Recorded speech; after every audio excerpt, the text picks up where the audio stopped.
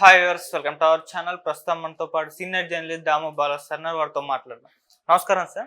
Sir, Vijayasai Reddy బీజేపీలోకి చేరబోతున్నారంటూ వార్తలు రావడం చూస్తున్నాం సార్. మరి వార్తల్లో నిజం ఎంత ఉంది? నిజంగా బీజేపీలోకి చేరబోతున్నారా? ఎందుకంటారు సార్? విజయసాయి రెడ్డి గత కొంతకాలంగా మనకి వార్తల్లో ఉన్న విషయం తెలిసింది, ఆల్రెడీ మనం చెప్పుకున్నాం. శాంతి అనే ఒక అసిస్టెంట్ కమిషనర్ దేవాదాయ శాఖ, ఆమెతో విజయసాయి రెడ్డి బిడ్డని కన్నాడు, మగ బిడ్డని అని వాళ్ళ మాజీ భర్త మదన్ మోహన్, తనేమో ఆ విడాకులు చెల్లవు, అది బలవంతంగా నా దగ్గర చేయించుకున్నారు, నేను విడాకులు ఇవ్వలేదు, సో నేనే భర్తని అని ఆయన మాట్లాడుతున్నాడు. ఆమె ప్రెస్ మీట్ పెట్టి ఆయన మాకిద్దరికి 2013లో పెళ్ళయింది, 2015లో కవలలు పుట్టాలు, తర్వాత ఆయన నన్ను వేధించడం చేశాడు, దాంతో ఆ వేధింపులకు తట్టుకోలేక నేను విడాకులు తీసుకున్నాను. మా ఇద్దరు గిరిజనులు వాళ్ళు, సో మా కుల పద్ధతిలో విడాకులు తీసుకున్నాము. అందరి పెద్దల సమక్షం ముందు ఆయన కూడా సైన్ చేశాడు. ఆ తర్వాత ఆయన అమెరికాలో ఉన్నాడు. నేను సుభాష్ అనే ఇంకొక అడ్వకేట్ని పెళ్లి చేసుకున్నాను. సో సుభాష్కి నాకు బిడ్డ పుట్టాడని ఆమె చెప్పింది. దాని తర్వాత వాళ్ళు ఫోటోలు కూడా రిలీజ్ చేశారు. సుభాష్ డెలివరీ అప్పుడు, అంటే ప్రెగ్నెన్సీ టైంలోనూ ఫోటో ఉంది, తర్వాత డెలివరీ అప్పుడు ఉంది, తర్వాత బారసాల ఉంది, అన్నప్రాసన, ఈ అన్ని ప్రోగ్రామ్స్లో కూడా సుభాష్ కూడా ఉన్నాడు. ఆ ఫోటోలు రిలీజ్ చేశాడు. వాటిని కూడా వీళ్ళు తెలుగుదేశం వాళ్ళు మార్పింగ్ చేసి ఈయన్ని పెడుతున్నాడు. నిజానికి ఈయనకి దాదాపు 70 ఏళ్ళు వచ్చాయి. అదే ఆమె కూడా అనేది, ఆ పెద్ద ఆయన తండ్రి లాంటి వారు ఆయన్ని ఇలాగా ఇరికిస్తున్నారని. దాంతో Telugu Desam media, social media, main stream media, Telugu Desam నాయకులు అందరూ కూడా శాంతి మీద ముప్పేట దాడి అంటారు కదా, అలాగ చేస్తున్నారు. ఆమె అవినీతిని పెద్ద ఎత్తున ఇప్పుడు తీసుకొస్తున్నారు. ఆమెను అన్ని రకాలుగా హింసించేదానికి బయలుదేరారు. ఆల్రెడీ ప్రభుత్వం కూడా ఆమెను సస్పెండ్ చేసింది. సో దీని మీద గిరిజన సంఘాలు కానీ, మహిళా సంఘాలు కానీ ఏమీ పెద్దగా స్పందించట్లేదు. అంటే తెలుగుదేశం హోల్డ్లో మొత్తం ఉంది, మాట్లాడే పరిస్థితి లేదు. సో ఈ నేపథ్యంలో మరి ఆమె హస్బెండ్ అని చెప్తున్న సుభాష్ రెడ్డి కూడా ఎందుకని మరి మీడియా ముందుకు రాలేదు. ఈ నేపథ్యంలో ఈయన మీద ఫోకస్ పెరిగింది. దాంతో ఈయన అనివార్యంగా విశాఖపట్నంలో మీటింగ్ పెట్టి తీవ్రంగా తెలుగుదేశం మీడియా మీద విరుచుకుపడ్డాడు. తర్వాత అంతు చూస్తున్నాడు. తర్వాత నేను సొంత ఛానల్ పెడతా అన్నాడు. నేను ఓడిపోయినంత మాత్రం నేను ఎవరికి భయపడను, నేను ఒక రాజ్యసభ సభ్యుడిని, ఆ మాత్రం అది కూడా లేకుండా మీరు ఇష్టం వచ్చినట్టు మాట్లాడుతున్నారు, నేను దీన్ని రాజ్యసభలో కూడా ప్రస్తావిస్తాను, స్పీకర్కి కూడా కంప్లైంట్ చేస్తాను, ఇవన్నీ ఆయన చెప్పారు. అయినా కూడా మీడియా తగ్గలేదు, ఇంకా రెచ్చిపోయింది. ఆ మదన్ మోహన్ని ప్రతి ఛానల్ వాళ్ళు తెలుగుదేశాన్ని సపోర్ట్ చేసే ఛానల్ అంతా పిలిచి ఆయన లైవ్లు పెడుతున్నాయి. సో ఏదేమైనా నిజానికి నేను దాని మీద ఆల్రెడీ చెప్పాను కాబట్టి మళ్ళీ చెప్పాల్సిన అవసరం లేదు. ఏదేమైనా అది ప్రైవేటు వ్యవహారంగానే పరిగణించాలి. కాకపోతే విజయసాయిరెడ్డి పొలిటికల్గా ఉన్నాడు కాబట్టి ఇది చేస్తున్నాడు. ఫైనల్గా బలి ఏది విజయసాయిరెడ్డో, మదన్ మోహనో, సుభాషో కాదు, ఆమె రేపు ఆ బాబుకి జీవితాంతం వెంటాడుతుంది, మీ నాన్న ఎవరు అని. సో అందువల్ల ఇప్పుడు అందరూ డిమాండ్ చేసి DNA టెస్ట్ చేసుకోమంటున్నారు. అది కూడా ఘోరమైంది. ఇప్పుడు ఎవరైనా మన ఇంట్లో సీరియల్కి వచ్చి మీరు DNA టెస్ట్ చేసుకోండి, మీ ఆయనకి నువ్వు కొడుకుని కనలేదంటే ఎలా ఉంటుంది? సో ఒక ఇది రాగానే DNA టెస్ట్ చేయడానికి వీళ్ళెవరు? సోషల్ మీడియాలో తెలుగుదేశం వాళ్ళు DNA టెస్ట్ చేసుకుంటే సరిపోతుంది కదా అని చాలా ఈజీగా మాట్లాడుతాం. వాళ్ళ ఇంట్లో వాళ్ళు చేసుకోవచ్చుగా మరి DNA టెస్ట్, వాళ్ళకి పుట్టారో లేదో మరి నిరూపించుకోవచ్చుగా. అది చెప్పేవాళ్ళంతా మేము కూడా చేసుకున్నాం చూడండి, సర్టిఫికేట్లు ఎందుకు పెట్టట్లేదు? కాబట్టి ఇదేంటంటే క్లియర్గా తెలుగుదేశం ఆడుతున్న రాజకీయ వికృత క్రీడ. ఆ క్రీడలో శాంతి అనే ఒక గిరిజన మహిళ, ఆమె చాలా కష్టపడి పైకి వచ్చింది, అడ్వకేట్గా ఉండి, తర్వాత గ్రూప్ ఎగ్జామ్ రాసి ఆమె ఇదైంది. అలాంటి అనేక బాధలు కష్టాల్లో పడి ఒక గిరిజన మహిళ పైకి వస్తే అవినీతి ఏదో ఆమె ఒకటే చేసినట్టుగా బోల్డ్ మంది అవినీతి చేస్తున్నారు. ఇక్కడ రెడ్డి కమ్మ ఐఏఎస్లు చేయట్లేదా? వాళ్ళందరి మీద కూడా ఇదే విధంగా చర్యలు తీసుకుంటున్నారా?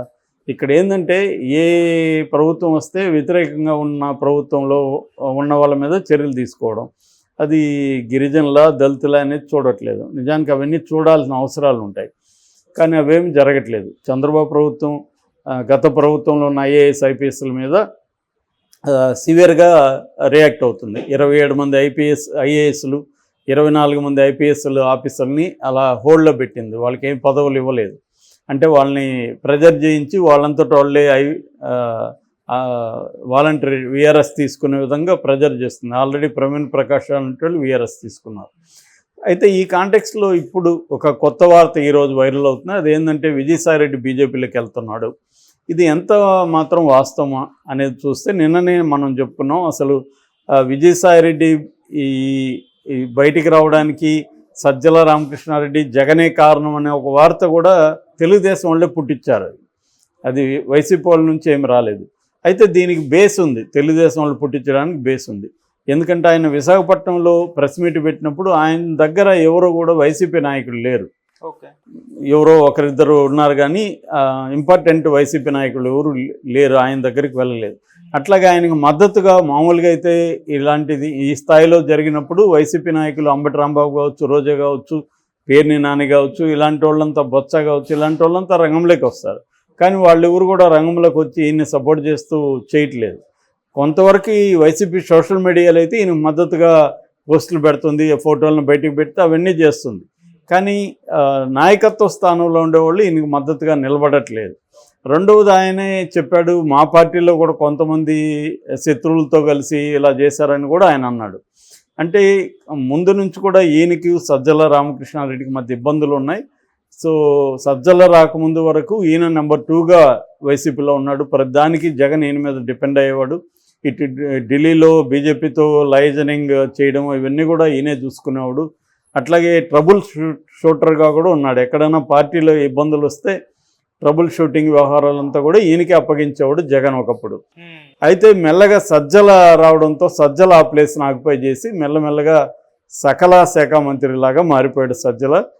ఈయన్ని పక్కన పెట్టేశారు జగన్ ఏ కారణంతో. కానీ ఆ మధ్య చాలా కాలం వరకు ఈయన్ని అన్ని రకాల బాధ్యతల నుంచి కూడా తప్పించారు. అప్పుడే ఈయన తెలుగుదేశంలో చేరతాడని కూడా పుకార్లు వచ్చాయి.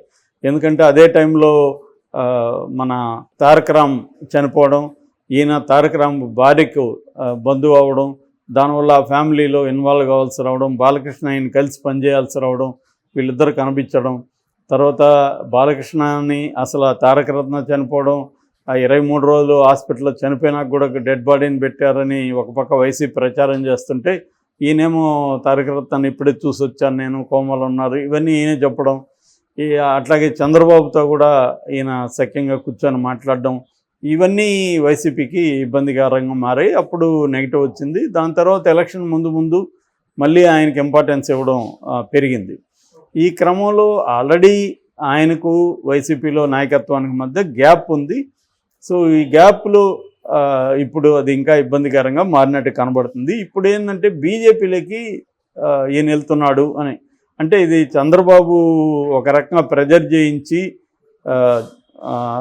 ఈయన మీద, విజయసాయిరెడ్డి మీద, సో విజయసాయిరెడ్డి బీజేపీలోకి వెళ్ళేట్టుగా చేస్తున్నాడు అన్న వాదన కూడా ఉంది. ఎందుకంటే జగన్ నుంచి 11 మందిలో మ్యాక్సిమం లాగేస్తే మోడీ జగన్ని పట్టించుకోడు. అప్పుడు జగన్కి మోడీ అండ ఉండదు కాబట్టి చంద్రబాబు జగన్ని ఈజీగా జైలుకు పెట్టేయచ్చు. ఇది చంద్రబాబుకు ఉండే ప్లాను. ఎందుకంటే మోడీకి ఆఫర్ చేయడానికి జగన్ దగ్గర 11 మంది రాజ్యసభ సభ్యులు, 4 లోక్సభ సభ్యులు ఉన్నారు. సో దీన్ని కానీ బ్రేక్ చేయగలిగితే, జగన్ను వీక్ చేస్తే నేషనల్ లెవెల్లో, అప్పుడు మోడీ గ్రీన్ సిగ్నల్ ఇస్తాడు, మనం జగన్తో ఒక ఆట ఆడుకోవచ్చు అనేది చంద్రబాబు ఉండే ప్లాన్ అని చెప్తున్నారు. సో అందుకని ఈ విజయసాయిరెడ్డిని ఇలా ఫోన్ ట్యాపులు చేసి విజయసాయిరెడ్డిని ఆమెతో విజయసాయిరెడ్డి మాట్లాడడం ఇవన్నీ చూసి ఒక కథ అల్లి దాన్ని పెద్ద ఎత్తున చేసి విజయసాయిరెడ్డిని బ్లాక్మెయిల్ చేసి బీజేపీలోకి బయటగా చేస్తున్నాడు. ఆల్రెడీ విజయసాయిరెడ్డికి వైసీపీలో ఇబ్బందులు ఉన్నాయి కాబట్టి విజయసాయిరెడ్డి మ్యాక్సిమం రాజ్యసభ సభ్యుల్ని బయటికి తీసుకొని వెళ్ళి కానీ చేస్తే అక్కడ వైసీపీ బీజేపీలోకి విలీనంగానే అయిపోతే రాజ్యసభలో క్లియర్గా ఉండిపోతుంది. అప్పుడు బీజేపీకి కావాల్సిన 12 మంది మెజార్టీ కొరత ఉంది. అది కానీ తీరితే ఇంకా జగన్ని పట్టించుకోడు మోడీ. 5 ఏళ్ళు జగన్తో ఎటువంటి సంబంధాలు మోడీ మెయింటైన్ చేయడు. దాంతో మనం జగన్ని మనం అనుకున్నట్టుగా అంతా చేయొచ్చు అనేది చంద్రబాబు వ్యూహం. ఈ వ్యూహంలో భాగంగానే విజయసాయిరెడ్డి మీద ఈ అటాక్ జరుగుతుందనేది చెబుతున్నారు.